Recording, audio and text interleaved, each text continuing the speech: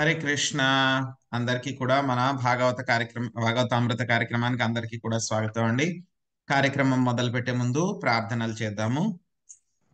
జయ రాధ మాధవ కుంజ బిహారీ, జయ రాధ మాధవ కుంజ బిహారీ, జయ రాధ మాధవ కుంజ బిహారీ, జయ గోపీ జన వల్లభా గిరివరధారి, జయ గోపీ జన వల్లభా గిరివరధారి, జయ గోపీ జన వల్లభా గిరివరధారి, జయ గోపీ జన వల్లభా గిరివరధారి,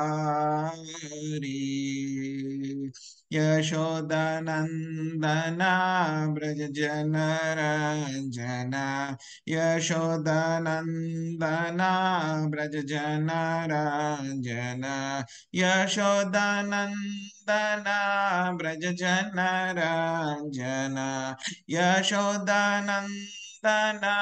బ్రజ జనరంజన, యమునా తీరా వనచారి, యమునా తీరా వనచారి, యమునా తీరా వనచారి,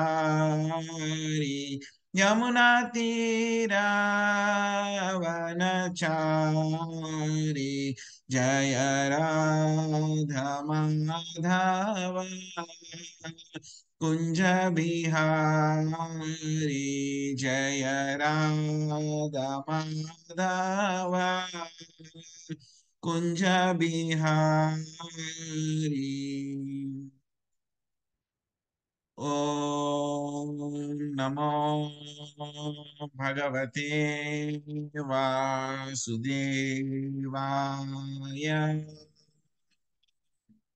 ఓం నమో భగవతే వాసుదేవాయ. ఓం నమో భగవతే వాసుదేవాయ. నారాయణం నమస్కృత్య నరం చైవ నరోత్తమం దేవీం సరస్వతిం వ్యాసం తదో జయముదీరయే. శృణ్వతాం స్వకదా కృష్ణ పుణ్యశ్రవణ కీర్తన, హృదయంతస్థో హి అభద్రాణి విదునోతి శిరస్సతాం. నష్టప్రాయేషు అభద్రేషు నిత్యం భాగవత సేవయా, భగవతి ఉత్తమ శ్లోకే భక్తిర్భవతి నైష్టకీ. ఓం అజ్ఞానతిమిరాంధస్య జ్ఞానాంజనశలాకయా చక్షురున్మిళితం యేన తస్మై శ్రీ గురవే నమః. శ్రీచైతన్యమనోభీష్టం స్థాపితం యేన భూతలే స్వయం రూపా కదా మహ్యం దదాతి స్వపదాంతికం. వందేహం శ్రీగురో శ్రీయుతాపదకమలం శ్రీగురున్ వైష్ణవాంశ్చ శ్రీరూపం సాగ్రజాతం సహగణా రఘునాథాన్వితం తాం సజీవం సాద్వైతం సావధూతం పరిజనా సహితం కృష్ణ చైతన్య దేవం శ్రీరాధా కృష్ణ పాదాన్ సహగణా లలితా శ్రీ విశాఖాన్వితాంశ్చ. హే కృష్ణ కరుణా సింధో దీనబంధో జగత్పతే గోపేశ గోపికా కాంత రాధాకాంత నమోస్తుతే. తప్త కాంచన గౌరాంగీ राधे वृंदावनेश्वरी वृषभानुसुते देवी प्रणमामि हरिप्रिये वाञ्छाकल्पतरुभ्यश्च कृपा सिन्धुभ्य एव च पतितानां पावनेभ्यो वैष्णवेभ्यो नमो नमः। जय श्री कृष्ण चैतन्य प्रभु नित्यानंद श्री अद्वैता गदाधर श्रीवासादि गौर भक्त वृंदा। हरे कृष्णा कृष्ण कृष्णा हरे हरे, हरे राम राम राम हरे हरे।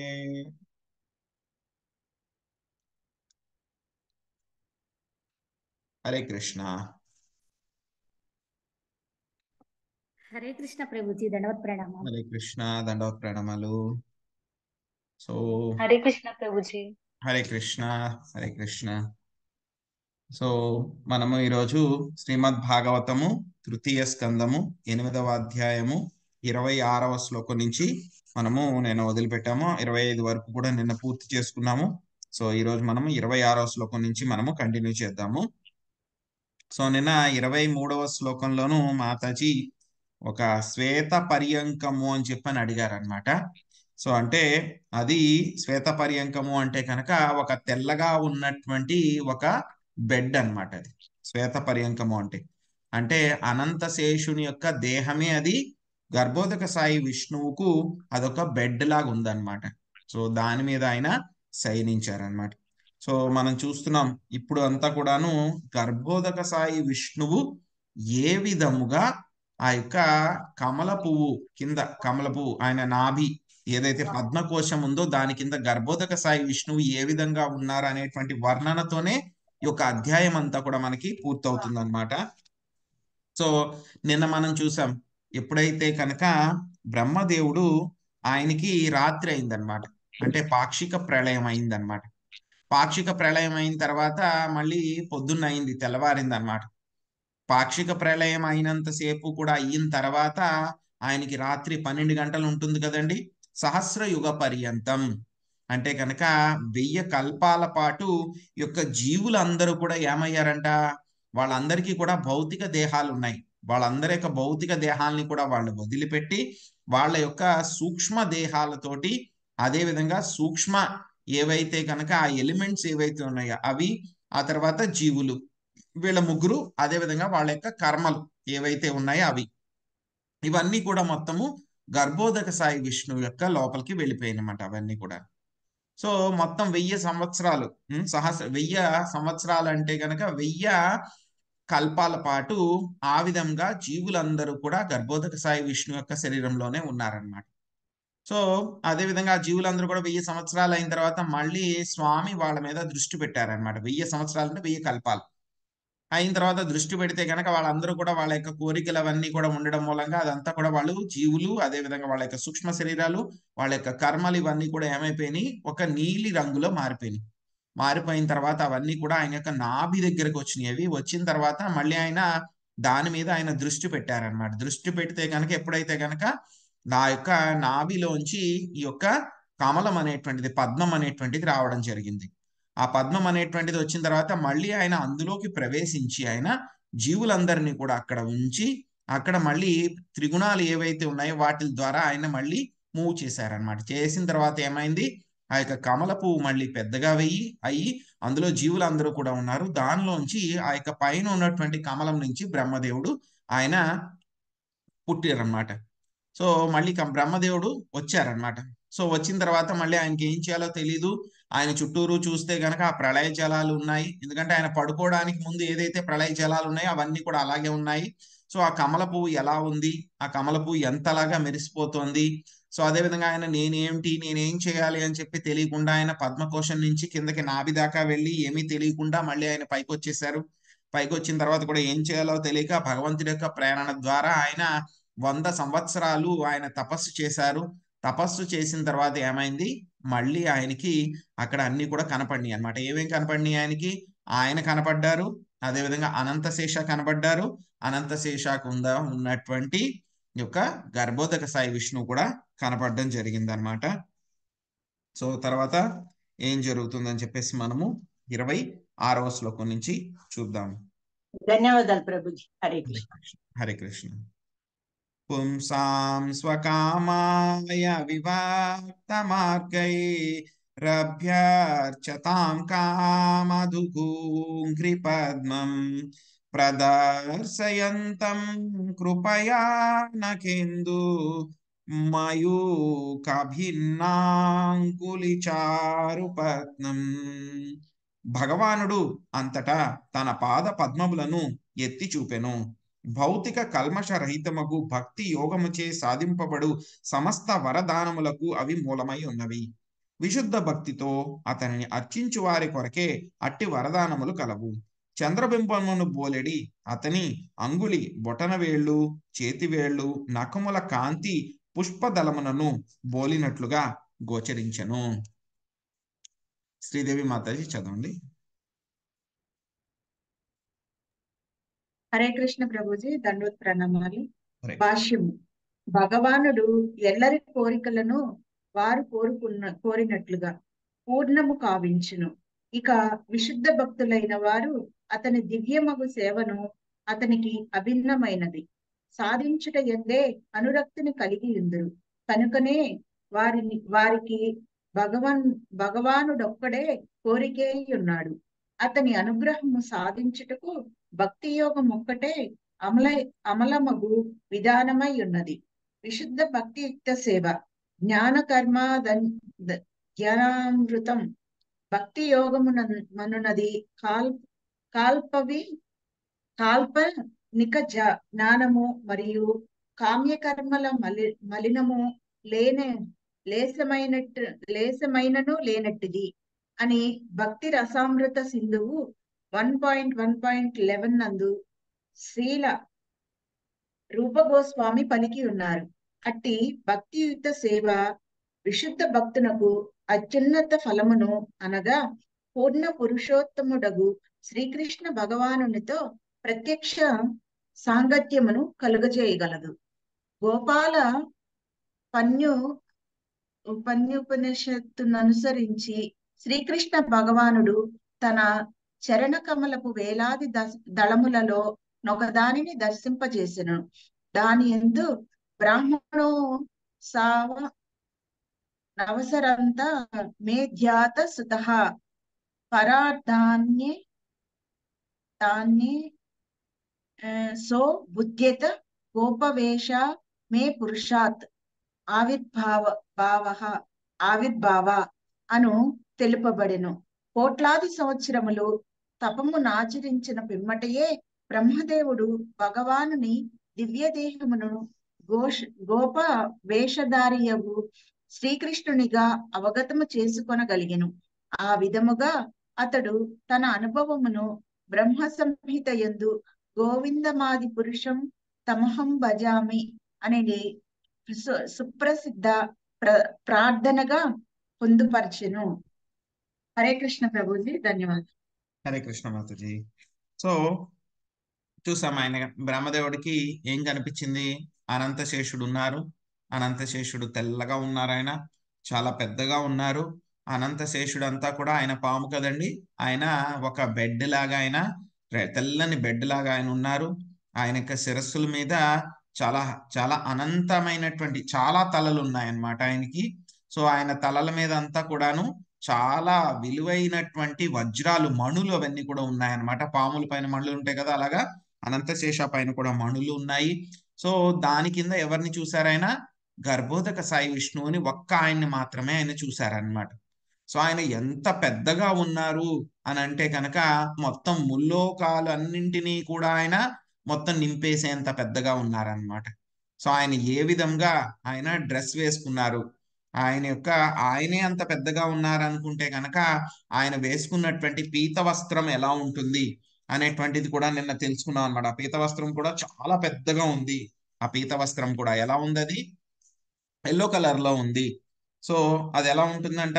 ఆయన వేసుకున్నటువంటి పీత వస్త్రము ఎల్లో కలర్ లో ఉంది అని చెప్పి చూసాం. ఆయన యొక్క శరీరంలోంచి వచ్చేటువంటి ఆ యొక్క తేజస్సు ఎలా ఉందంట? ఒక మౌంటైన్, ఒక కోరల్ మౌంటైన్ అన్నమాట. సో రత్నపు ఆ యొక్క పర్వతం లాగా ఉందన్నమాట. సో ఆయన వేసుకున్నటువంటి ఆ యొక్క ఎల్లో గార్మెంట్స్ ఏవైతే పీత వస్త్రాలు ఎలా ఉన్నాయి, సాయంకాలము ఆకాశం లాగా ఉందంట. సో అదే విధంగా ఆయన హెల్మెట్ పెట్టుకున్నారు, అంటే కిరీటం పెట్టుకున్నారు అన్నమాట. ఆ కిరీటం మీద చాలా చాలా విలువైనటువంటి మణులు అవన్నీ కూడా ఉన్నాయన్నమాట. అవి ఎలా ఉన్నాయంట, ఒక గోల్డెన్ సమిట్. సో ఒక్కొక్కసారి మనకి హిమాలయ పర్వతాలకు వెళ్తే కనుక ఆ పర్వతాల మీద ఒక్కొక్కసారి ఎండ పడుతుంది అనమాట.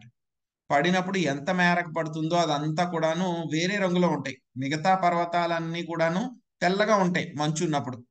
కానీ ఆ పర్వతం మీద ఒక స్పెషల్ గా ఒక యాంగిల్లో ఆ ఎండ పడితే కనుక అది బంగారు పర్వతమా అన్నట్టు ఉంటుంది అనమాట. సో అదే విధంగా ఆయన పెట్టుకున్నటువంటి హెల్మెట్ కూడా ఆ పర్వతం మీద ఒక హెల్మెట్ కదా అది, ఆయన అంత పెద్దగా ఉన్నారనమాట, పర్వతాలతో పోల్చారు అంత పెద్దగా ఉన్నారనమాట. సో గోల్డెన్ సమిట్ లాగా ఉన్నారనమాట. సో ఆయన యొక్క మళ్ళీ ఆయన యొక్క లిమ్స్ అన్నమాట, అంటే ఆయన యొక్క చేతులు అవన్నీ కూడా ఎలా ఉన్నాయి, తులసి మాలలు ఇవన్నీ కూడా ఎలా ఉన్నాయంటే కనుక ఆ పర్వతం మీద ఉన్నటువంటి లతలు, ఆ పర్వతం మీద ఉన్నటువంటి ఆ యొక్క హెర్బ్స్ అన్నమాట. సో ఔషధులు, అదే విధంగా ఆ పర్వతాల మీద మధ్యలో కొన్ని కొన్ని నీళ్లు అవన్నీ కూడా వెళ్తా ఉంటాయి కదండి, జలపాతాలు అవన్నీ కూడా ఉంటాయి కదా. సో అలాగా ఉన్నాయన్నమాట అవన్నీ కూడా. సో ఆయన యొక్క శరీరం ఎలా ఉంటుంది అని చెప్పేసి అదంతా కూడా మనకి చెప్పారనమాట. సో ఈ యొక్క 20 ఇప్పుడంతా కూడా మనకి ఏమొస్తుంది, గర్భోదక సాయి విష్ణువు యొక్క వర్ణనమే మనకు వస్తుంది అనమాట. ఈ యొక్క అధ్యాయం పూర్తయ్యేదాకా కూడా ఆయన ఎలాగ ఉన్నారు అని చెప్పేసి పర్టికులర్ గా 26వ శ్లోకంలో చెప్తున్నారనమాట. సో ఎప్పుడైతే కనుక బ్రహ్మదేవుడు ఆ విధంగా ఆయన తపస్సు చేశారో, ఆయన ఏం చేశారంటే ఆయన యొక్క పాద పద్మాల్ని పైకెత్తి బ్రహ్మదేవుడికి దర్శనం చేపించారంట, గర్భోదక సాయి విష్ణువు అన్నమాట. సో సో అందరూ కూడా ఎవరైతే శుద్ధ భక్తులు ఉంటారో అందరూ కూడా ఏం కోరుకుంటారు, స్వామి యొక్క పాద పద్మాల్ని చేరుకోవాలి అని చెప్పి అందరూ కూడా కోరుకుంటారన్నమాట. సో ఎవరికైతే గనక విశుద్ధ భక్తితో అర్చిస్తూ ఉంటారో అటువంటి వాళ్ళ కోసమే ఈ యొక్క పాద పద్మాలన్నీ కూడా స్వామి చూపిస్తారన్నమాట. సో మనకి నిజమైనటువంటి భక్తి ఏమిటి అంటే కనుక జ్ఞాన కర్మాది అనావృతం. శుద్ధ భక్తి అంటే కనుక దానిలో కొంచెం కూడా యొక్క జ్ఞానము కర్మ అనేటువంటివి ఏవి కూడా ఉండదన్నమాట. కేవలం భక్తి మాత్రమే ఉంటుందన్నమాట. సో ఇక్కడ బ్రహ్మదేవుడికి ఇదే విధంగా బ్రహ్మదేవుడికి యాక్చువల్ గా గర్భోదక సాయి విష్ణువు యొక్క దర్శనం దొరకడం అనేటువంటిది చాలా కష్టం. సో మనం చూస్తాం కృష్ణావతారం, కృష్ణుడు వచ్చేటప్పుడు ముందు కూడాను బ్రహ్మదేవుడు శ్వేత ఆ ఆ యొక్క పాల సముద్రం పాలకడలి దగ్గరికి వెళ్ళి ఆయన ప్రార్థనలు చేస్తారు. ఆ? సో అక్కడికి వెళ్ళినప్పుడు కూడా ఆయన డైరెక్ట్ గా దర్శనం ఇవ్వరు క్షీరోదక సాయి విష్ణువు ఆయనకి. ఓన్లీ ఆయన మాట మాత్రం చెప్తారనమాట, నేను నేను వస్తున్నాను కృష్ణుడి కింద, మీరందరూ కూడాను దేవతలు ఎవరైతే ఉన్నారో వాళ్ళందరూ కూడాను ఆ యొక్క యదు వంశంలోను, అదే విధంగా గోపాలకులు ఎవరైతే ఉన్నారో వాళ్ళందరి వంశాల్లోనూ మీరు ఆ జన్మ తీసుకోండి అని చెప్పి చెప్తారు. మెసేజ్ మాత్రం వినబడుతుంది అనమాట. సో విష్ణువు యొక్క దర్శనం చేసుకోవడమే బ్రహ్మదేవుడికి చాలా కష్టం. విష్ణువు కన్నా గర్భోదక సాయి విష్ణువు యొక్క దర్శనం చేసుకోవడం ఇంకా చాలా కష్టం, చాలా రేర్. ఇంకా గర్భోదక సాయి విష్ణువు కన్నా ద్విభుజ రూపమైనటువంటి శ్రీకృష్ణ భగవానుడు, అది కూడా గోపాలక బాలకుడి కింద ఉన్నటువంటి కృష్ణుడి యొక్క దర్శనం చేసుకోవడం అంటే కనుక ఇంకా ఇంకా ఇంకా చాలా కష్టం అన్నమాట. ఎన్నో కొన్ని కోట్ల సంవత్సరాలు, అంటే బ్రహ్మదేవుడికి ఒక్క రోజులో ఒక్కసారి మాత్రమే కృష్ణుడు వస్తారనమాట. సో ఆ విధంగా ఏం చేశారు, గోపవేషధారి అయినటువంటి కృష్ణుని దర్శనం చేసుకున్న తర్వాత తన ఎక్స్పీరియన్స్ ఏదైతే ఉందో అదంతా కూడా మనకి బ్రహ్మ సంహిత కింద ఇవ్వడం జరిగిందనమాట. ముఖేన లోకార్తిహరాస్మితేన పరిస్ఫురత్కుండలమండితేన సోణాయితేనాదరభింభభసా ప్రత్యర్హయంతం సునసేన శుభ్రా. భక్తుల నర్చడి సేవను సమ్మతించుచు అతడు తన సుందర దరహాసముచే వారి ఆర్తిని హరింపచేయునట్టువాడు. అధర కాంతి చేతను నాసిక కనుబొమ్మల సౌందర్యము చేతను ప్రకాశితమయ్యేడి కారణమున కుండల మండితమగు అతని ముఖబింబము మిగుల మనోహరముగా నుండెను. సునీత హరిబాబు చదవండి.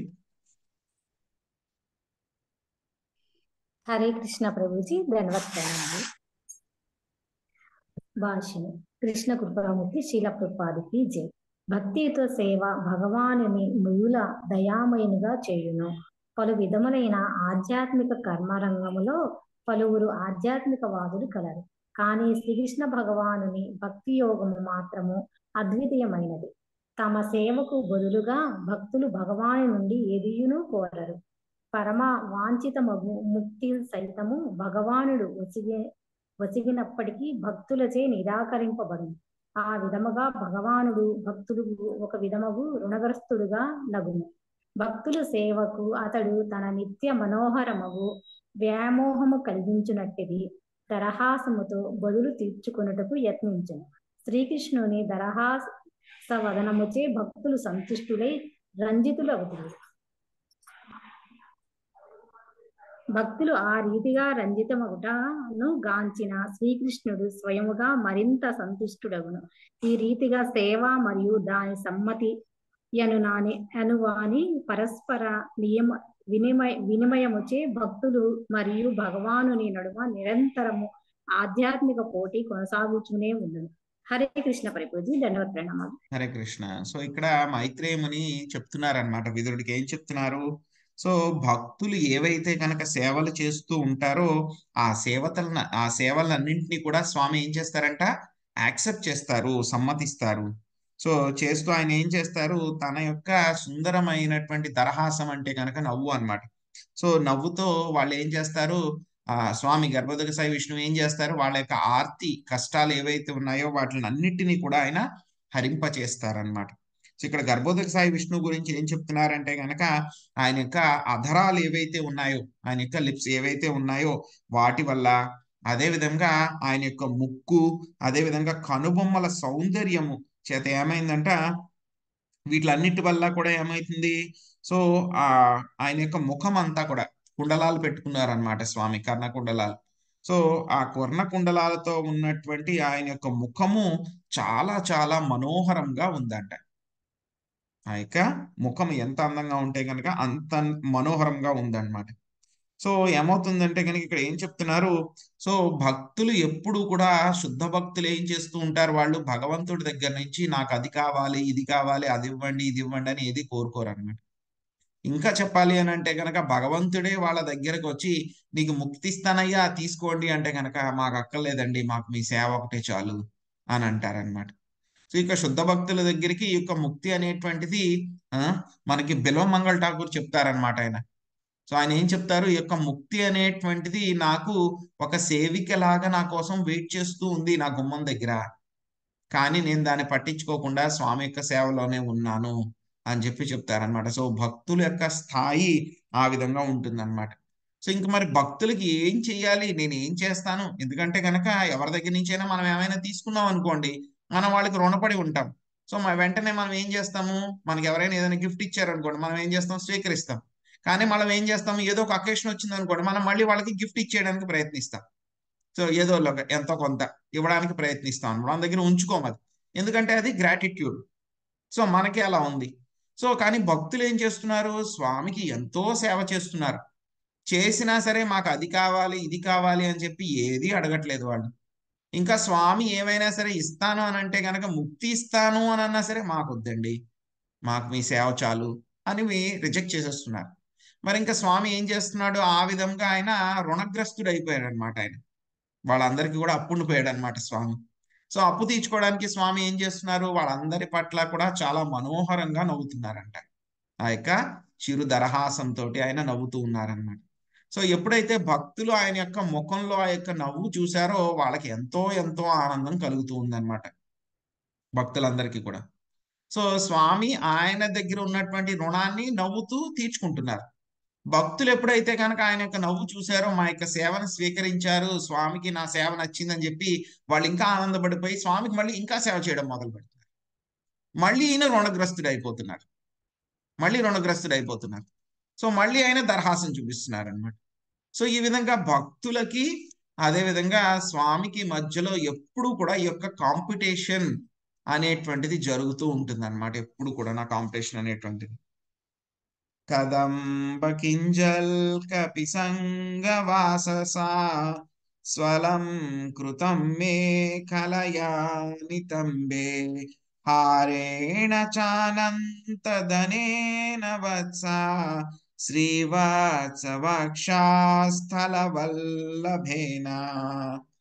ఓ విదుర, భగవానుని కటి ప్రదేశము కదంబ పుష్పపు పుప్పొడిని బోలిన పీత వసనముచే ఆచ్ఛాదితమై చక్కగా అలంకరింపబడిన మేఘములచే చుట్టబడి ఉండెను. అతని వక్షస్థలము శ్రీవత్సముతోనూ అమిత విలువైన కంఠాభరణములతోనూ అలంకృతమై ఉండెను. గర్భోదక సాయి విష్ణువు గురించి ఇంకా వర్ణిస్తూ ఉన్నారనమాట. సో మైత్రేయుడు బ్రహ్మదేవుడు ఏ విధంగా చూశారని చెప్పి వర్ణిస్తున్నారనమాట. సో ఆయన యొక్క నడుము దగ్గర, ఇప్పుడు మనం ఏం చేస్తున్నాం, మగవాళ్ళు అయితే కనుక బెల్ట్లు పెట్టుకుంటారు, మగవాళ్ళు అయితే కనుక డ్రెస్కి బెల్ట్ పెట్టుకుంటారు. సో ఈ మధ్యన కొంతమందికి లేడీస్ కూడా ఫ్యాషన్ వచ్చేసింది అనమాట. వాళ్ళు కూడా బెల్ట్లు పెట్టుకుంటున్నారు, చీరల మీద బెల్ట్ల కింద ఫ్యాషన్ గా కట్టుకుంటున్నారు అన్నమాట.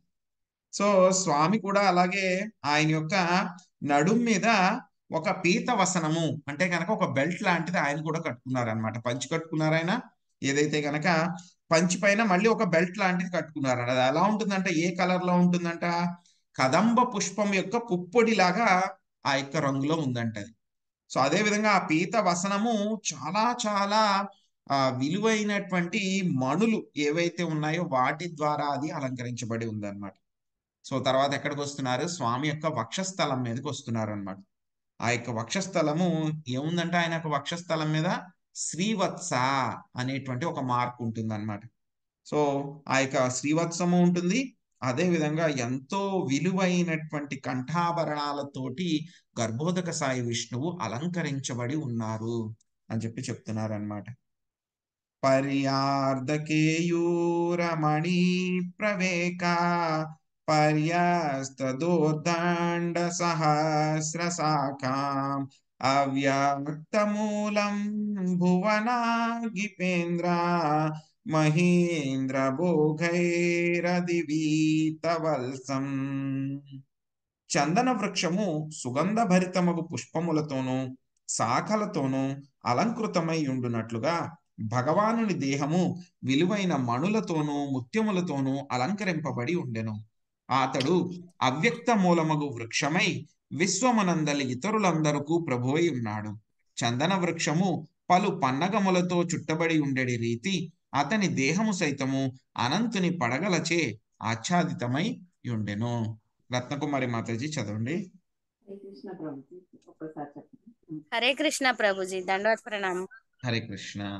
అవ్యక్త మూలం అనేది పదము ప్రధానమైనది. సాధారణంగా ఎవరును వృక్ష మూలమును చూడజాలరు. కానీ భగవాను విషయమునకు సంబంధించినంత వరకు అతడే అతనికి మూలమై ఉన్నాడు. తాను నిలిచి ఉండుటకు తాను తప్ప అన్యమగు వేరొక కారణము లేకపోవటయే అందులకు కారణము. శ్రీకృష్ణ భగవానుడు సర్వాశ్రయాశ్రయుడు అని వేదములందు తెలుపబడి తనకు తానే అతడు ఆధారమై ఉన్నాడు. వేరొక ఆధారం అతనికి లేదు కనుక అవ్యక్తం అనగా వేరెవ్వరును గాక స్వయము దేవదేవుడు అనియే భావము. హరే కృష్ణ ప్రభుజీ. Thank you Prabhuji. హరే కృష్ణ. దండవత్ ప్రణామం మాతాజీ. Thank you. సో ఈ శ్లోకంలో గర్భోదక సాయి విష్ణువుని ఎలా పోలుస్తున్నారు, చందన వృక్షం తోటి పోలుస్తున్నారు అన్నమాట. సో ఎలా అయితే కనుక ఆయన యొక్క గొప్పతనం అన్నమాట, విశ్వమంతా కూడా ఆయన యొక్క గొప్పతనం ఎలా అయితే నిండి ఉంటుందో అదే విధంగా చందన వృక్షం యొక్క పరిమళం కూడా మొత్తము ఆ యొక్క అడవిలో అంతా కూడాను చాలా చక్కగా స్ప్రెడ్ అయి ఉంటుంది అనమాట, చందన వృక్షం యొక్క ఆ యొక్క స్మెల్ అన్నమాట. సో ఏముంటాయి, చందన వృక్షం పైన చాలా మంచి వాసన కలిగేటువంటి పువ్వులు ఉంటాయి. చందన వృక్షానికి కూడా పువ్వులు ఉంటాయి అన్నమాట. సో మళ్ళీ కొమ్మలు కూడా ఉంటాయి, ఆ కొమ్మలన్నీ కూడా చక్కగా వాసన వస్తూ ఉంటాయి అన్నమాట. సో అదే విధంగా స్వామి యొక్క శరీరం మీద కూడాను ఎంతో ఎంతో విలువైనటువంటి మణులు, అదే విధంగా రత్నాలు అవన్నీ కూడా ఉన్నాయన్నమాట. మణులు రత్నాలు అవన్నీ కూడా ఉన్నాయి ఆయన యొక్క చేతుల మీద, అన్నిటి మీద కూడా అన్నమాట. సో ఆ తర్వాత ఈ యొక్క చెట్టు ఎలా ఉంటుందంటే కనుక దాని యొక్క మూలాలు మనకి ఎప్పుడు కూడా కనపడవు. చెట్టు యొక్క మనకి వేళ్ళు ఎప్పుడు కూడా కనపడవు అనమాట. అలాగే ఇక్కడ చెప్తున్నారు అవ్యక్తము అని చెప్పి చెప్తున్నారు. అదే గర్భోదక సాయి విష్ణువుకి మూలం ఎవరూ లేరు, ఆయనే ఆయనకి మూలము, కాబట్టి ఆయన్ని అవ్యక్తము అని చెప్పి చెప్తున్నారు అనమాట. సో ఇంకా ఆయన ఏంటి, మొత్తం ప్రపంచంలో ఉండేటువంటి వాళ్ళందరికీ కూడా రక్షణ కలిగించేది ఆయనే అన్నమాట. ఎవరు? స్వామి అందరికీ కూడా రక్షణ కలిగించేటువంటిది. అలాగే చందన వృక్షం కూడా ఏంటి? మొత్తం చెట్లన్నిటికీ కూడా రాజు చందన వృక్షం అన్నమాట. సో ఇక్కడ గర్భోదక సాయి విష్ణువుని ఒక చందన వృక్షానికి ఉపమానం కింద తీసుకుని చెప్తున్నారనమాట. సో అలాగే ఈ యొక్క చందన వృక్షానికి ఎప్పుడు కూడా చుట్టూరు ఏముంటాయండి చందనం చెట్టు దగ్గర? ఎవరికైనా ఐడియా ఉందా? గంధం చెట్టు దగ్గర గంధం చెట్టు దగ్గర ఎప్పుడు పాములు చుట్టుకుని ఉంటాయి గంధం చెట్టుకి. అలాగే మనకి గర్భోదక సాయి విష్ణువు కూడాను అనంతుడి యొక్క పడగలతోటి చుట్టబడి ఉన్నాడు. అంటే పడగల మీద ఉన్నాడు ఆయన కూడా. చూడండి ఎంత చక్కగా వర్ణించారు. సో తర్వాత కూడా మళ్ళీను ఆయన్ని ఒక పెద్ద పర్వతంతో మళ్ళీ పోలుస్తారనమాట. సో పర్వతానికి ఆయనకి పోలిక ఏంటండి అనేది చూద్దాం ఇప్పుడు. చరాచరోకో భగవాన్ మహీంద్ర బంధుం సలిలోపగూఢం కిరీట సాహస్రహిరణ్య శృంగా మావేర్భవత్కౌస్తుభరత్న గర్భం. మహాపర్వతము వలె భగవానుడు సమస్త చరాచర జీవులకు ఆవాసముగా నిలిచి ఉన్నాడు. అనంతదేవుడు బంధువైన కారణమున అతడు పన్నగములకు మిత్రుడై ఉన్నాడు. పర్వతము వేలాది బంగారు శిఖరములను కలిగి ఉన్నట్లుగా అనంతశేషుని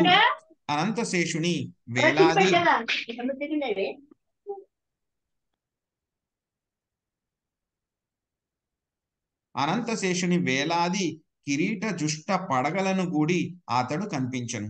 పర్వతము కొన్ని మార్లు మణిమయమై ఉన్నట్లు అతని దివ్యదేహము సైతము విలువైన మణులతో పూర్ణముగా అలంకృతమై ఉండెను.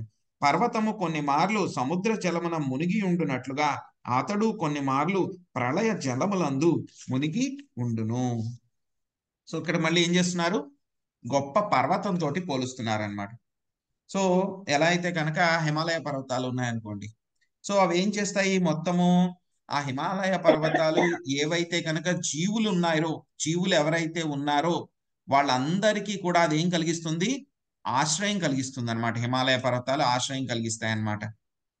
సో అదే విధంగా ఏవైతే కనుక చరాలు అంటే స్థావర జంగమాలు ఏవైతే ఉన్నాయో అంటే కనుక కదలకుండా ఉండేటువంటివి, కదిలేటువంటివి ఏవైతే జీవులందరూ ఉన్నారో వాళ్ళందరికీ కూడా ఆశ్రయం ఎవరు కల్పిస్తారు? స్వామి కల్పిస్తారు అని చెప్పి ఆ విధంగా పోలుస్తూ ఉన్నారనమాట. సో ఇంకా ఏమిటి? పర్వతాల్లో గుహలు అవన్నీ కూడా ఉంటాయి. వాటిల్లో అన్ని చోట్ల కూడా ఏముంటాయండి? పాములు కూడా ఉంటాయి. అదే విధంగా గర్భోదక సాయి విష్ణువు కూడా అనంతుడి యొక్క స్నేహితుడు, అహింద్ర బంధుం అని చెప్పి చెప్తున్నారు అనమాట. సో అనంతుడు ఆయన చుట్టూరు ఉన్నారు కదా, అందుకని చెప్పేసి ఆయన్ని ఆ విధంగా పోల్చారనమాట. సో అదే విధంగా హిమాలయ పర్వతాల్లో కూడా చూస్తాం కొన్ని వేల శిఖరాలు ఉంటాయన్నమాట పర్వత శ్రేణుల్లో మొత్తం. సో బాగా ఎత్తుగా వెళ్లే కొద్దీ దాని మీద మంచు ఎక్కువ ఉంటుంది. సో ఒక్కొక్కసారి బాగా ఎత్తుగా ఉన్నప్పుడు కొంచెం ఎండ వచ్చినప్పుడు ఏమవుతుంది? ఆ పర్వతాలు బంగారు శిఖరాల్లాగా కనిపిస్తూ ఉంటాయన్నమాట. సో అలాగే స్వామి పైన అనంతశేషుడు ఉన్నాడు. ఆయన అనంతశేషుడి యొక్క కిరీటాలు ఏవైతే ఉన్నాయో, మణులు కూడా ఉన్నాయి, మళ్ళీ ఆయన యొక్క కిరీటాలు కూడా ఉన్నాయి, బంగారు కిరీటాలు అన్నమాట. అవి కూడా కొన్ని వేల కిరీటాలు ఉన్నాయి. సో అవి ఎలా ఉన్నాయంట? యొక్క పర్వత శ్రేణి పైన ఉన్నటువంటి కొన్ని వేల యొక్క బంగారపు శిఖరాల్లాగా అవన్నీ కూడా కనబడుతూ ఉన్నాయన్నమాట. అదే విధంగా మనం చూస్తే ఈ యొక్క పర్వతాల్లో కూడా చాలా విలువైనటువంటి మణులు అవన్నీ కూడా ఉంటాయి అన్నమాట పర్వతాల్లో. సో ఒకటి సముద్ర గర్భంలో మనకి ఏం దొరుకుతాయి? ముత్యాలు దొరుకుతాయి. కానీ పర్వతాల్లో ఏం దొరుకుతాయి? చాలా విలువైనటువంటివి మణులు ఇవన్నీ కూడా దొరుకుతాయి అన్నమాట. సో అదే విధంగా స్వామి యొక్క శరీరం అంతా కూడాను వెలకట్టలేనటువంటి చాలా విలువైనటువంటి ఆభరణాలతోటి అవన్నీ కూడా అలంకరించబడ్డాయి అని చెప్పి చెప్తున్నారనమాట. సో ఒక్కొక్కసారి పర్వతాలు మనం చూస్తూ ఉంటాం. సముద్రంలో కూడా కొన్ని పర్వతాలు మునిగిపోతూ ఉంటాయి, కొంచెం బయటకు వస్తూ ఉంటాయి అన్నమాట. పసిఫిక్ మహాసముద్రంలో కానీ అలాంటి చోట్ల. అలాగే ఏమవుతుందంటే ఎప్పుడైతే కనుక ఈ యొక్క ప్రళయ జలాలు ఎప్పుడైతే వస్తూ ఉంటాయో ఒక్కొక్కసారి ఆ ప్రళయ జలాలు గర్భోదక సాయి విష్ణువుని కూడా ముంచేస్తాయంట. ఒక్కొక్కసారి మునిగిపోతారంట. ఆయన కూడా లోపలికి కొంచెం బయట ఉంటారు కొంచెం అలాగనమాట ఆ పర్వతాల్లాగా. సో అందుకని చెప్పేసి బ్రహ్మదేవుడు ఆయన్ని ఆ విధంగా ఒక పర్వతం గొప్ప పర్వతం కింద ఆయన్ని కంపేర్ చేస్తున్నారు అనమాట. నివీతమాంనా యమధూవ్రత శ్రియా స్వకీర్తిమయ్యా వనమాలయా హరిం సూరేందువాయ్యగ్న గమం త్రిధామభి పరిక్రమాత్ ప్రార్థనికైర్దురాసదం. బ్రహ్మదేవుడు ఆ విధముగా భగవానుని పర్వతాకారమున గాంచి అతడు దేవదేవుడగు శ్రీహరియే అని నిశ్చయించుకొనెను. ఆ దేవదేవుని వక్షస్థలముపైనున్న వనమాల వేద జ్ఞానమును గూడి మధురమగు కీర్తనలతో అతన్ని కీర్తించుచు పరమ సుందరముగా కనపడినట్లు అతడు గాంచెను. యుద్ధమునకు ఉపయుక్తమగు సుదర్శన చక్రముచే అతడు రక్షింపబడుచుండెను. సూర్యుడు, చంద్రుడు, వాయువు, అగ్ని మొదలగునవి ఏవియును కూడా అతని దరిచేరజాలకుండెను. సో ఈ విధంగా బ్రహ్మదేవుడు గర్భోదక సాయి విష్ణు యొక్క దర్శనం చేసుకున్నారని. దర్శనం చేసుకున్న తర్వాత ఆయన ఒక డెసిషన్కి వచ్చారనమాట, నిశ్చయించుకున్నారు. ఆయన ఎవరో కాదు, దేవాది దేవుడైనటువంటి శ్రీహరియే ఆయన అని చెప్పి ఆయన నిశ్చయించుకున్నారు. ఇంకా ఆయన ఏం చూశారంట, ఆయన యొక్క వక్షస్థలం మీద ఉన్నటువంటి ఆ యొక్క వనమాల ఏదైతే ఉందో, వైజయంతి మాల అంటారనమాట. సో ఆ వైజయంతి మాల ఏం చేస్తుంది, వేద జ్ఞానాన్ని గూడి మధురమైనటువంటి కీర్తనలతో అది ప్రార్థిస్తూ ఉందన్నమాట. సో ఆ విధంగా ఆయన చాలా చాలా అందంగా గర్భోదక సాయి విష్ణువు ఆయనకు కనబడ్డారనమాట. సో అదే విధంగా గర్భోదక సాయి విష్ణువు దగ్గర సుదర్శన చక్రం తోటి ఆయన రక్షిస్తూ ఉన్నారనమాట, గర్భోదక సాయి విష్ణువుని అనమాట. సో మిగతా వాయువులు, సూర్యుడు, చంద్రుడు ఎవ్వరు కూడా ఆయన దగ్గరికి రాలేకపోతున్నారనమాట. తర్హేవ తన్నాభిసరసరోజా మాత్మానమంభాస్వసనం వియచ్చ దాదర్శ దేవో జగతో విధాత నాత పరం లోక విసర్గ దృష్టి. జగద్విధాతయగు బ్రహ్మదేవుడు ఆ విధముగా భగవానుని గాంచుచు ప్రకృతి పైన అదే సమయమున దృష్టి సారించెను. విష్ణు భగవానుని నాభి సరోవరమును, కమలమును, ప్రళయ జలమును, శోషింపచేయు వాయువును, ఆకాశమును అతడు గాంచెను. ఇవన్నీ అతని దృష్టికి గోచరించెను. సో ఈ విధంగా ఆయన చూశారనమాట అవన్నీ కూడా. అప్పుడు చూస్తే కనుక బ్రహ్మదేవుడికి 5 కనపడినాయి అంట అక్కడ ముఖ్యమైనటువంటి విషయాలు. ఒకటి ఏం కనపడిందంట, స్వామి వారి యొక్క నాభి కనపడింది అనమాట. సో తర్వాత ఇంకేం కనపడింది, ఆయన చూసుకోగలిగారు, అంటే కనుక ఆయన ఎవరు అని చెప్పి ఆయనకి తెలిసిందనమాట. సో తర్వాత ఏవైతే కనుక ప్రళయ జలాలు ఏవైతే ఉన్నాయో అవి కనబడినాయి అనమాట. సో అదే విధంగా ప్రళయ జలాలతో పాటు గాలి కూడా ఆయనకి కనబడిందంట, బాగా ఎండింపజేసేటువంటి గాలి కూడా కనబడింది. సో అదే విధంగా ఆయనకి ఏం కనబడింది, ప్రకృతి అంటే కనుక ఆ యొక్క ఆకాశం కూడా ఆయనకి కనపడింది అనమాట. దేంట్లో అయితే కనుక సృష్టి చేయడానికి కావలసినటువంటి ఆ యొక్క పదార్థాలు ఏవైతే ఉన్నాయో అవన్నీ కూడా ఆయనకి కనపడినాయి అనమాట. సో ఇంతకు ముందు ఆయన ఎప్పుడైతే కనుక పుట్టారో ఆయనకి ఇవేమీ కనపడలేదు. కానీ ఎప్పుడైతే కనుక ఆయన 100 సంవత్సరాలు ఆయన తపస్సు చేశారో ఆయనకి ఈ ముఖ్యమైనటువంటి గర్భోదక సాయి విష్ణువు, అనంతశేష ఇవన్నీ కూడా చూశారు. మళ్ళీ ఆయనకి అవసరమైనటువంటి 5 రకాలైనటువంటి ముఖ్య విషయాలు ఆయనకి కనబడినాయి అన్నమాట. సకర్మ బీజం రజసోపరక్త ప్రజాసి సృక్షాన్నియదేవ దృష్ట్వా అస్తౌ ద్విసర్గా భిముఖస్తమీడ్యా మవ్యక్తవర్త్మాన్యభివేషితాత్మా. బ్రహ్మదేవుడు ఆ విధముగా రజోగుణ ప్రభావితుడై సృష్టి నొనరింప ఉన్ముఖుడయ్యను.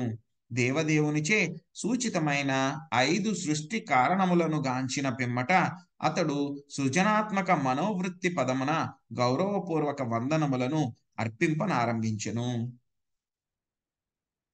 శశికళ మాతాజీ చదవండి. హరే కృష్ణ ప్రభుజీ. భాష్యంపై జై శ్రీల ప్రభుపాదుల వారికి జై. ఈ ప్రపంచమును దేన్నైనను సృష్టించుటకు మనుజుడు అనగా రజోగుణ ప్రధానుడైనప్పటికీ అవసరమైన శక్తి కొరకు భగవతాశ్రయమును పొందవలసి ఉన్నను. ఏ యత్నమైనను విజయవంతముగా ముగించడి పదమది. ధన్యవాదాలు ప్రభుజీ. హరే కృష్ణ. శ్రీమద్ భాగవతం నందలి గర్భోదక సాయి విష్ణువు నుండి బ్రహ్మోద్భవము అనేటువంటి తృతీయ స్కందంలో 8వ అధ్యాయానికి భక్తి వేదాంత భాష్యము సమాప్తము. సో బ్రహ్మదేవుడు ఏం చేశారు? ఆ విధంగా ఆయన రజోగుణ ప్రభావితుడై ఏం చేశారు? ఆయన మొత్తం ఆయనకు కావాల్సినటువంటి ఐదు రకాలైనటువంటి విషయాలకు ఆయన కనపడినాయి కాబట్టి ఆయన ఇప్పుడు సృష్టి చేయడానికి ఆయన ప్రారంభించారనమాట. సో ఈ 5 సృష్టి చేయడానికి కావాల్సినటువంటి విషయాలు చేసిన తర్వాత ఆయన ఏం చేశారంట, మొత్తం ఆ విధంగా మళ్ళీ సృష్టి చేయడం కోసం అని చెప్పేసి ఆ యొక్క కల్పనా శక్తి అంతా కూడా కావాలి కాబట్టి ఆయన భగవంతుడికి ఆయన ప్రార్థనలు చేయడం మొదలు పెట్టారనమాట. సో ఇంతటితోటి యొక్క 8వ అధ్యాయం పూర్తవుతుంది. హరే కృష్ణ. ఒక్క నిమిషం.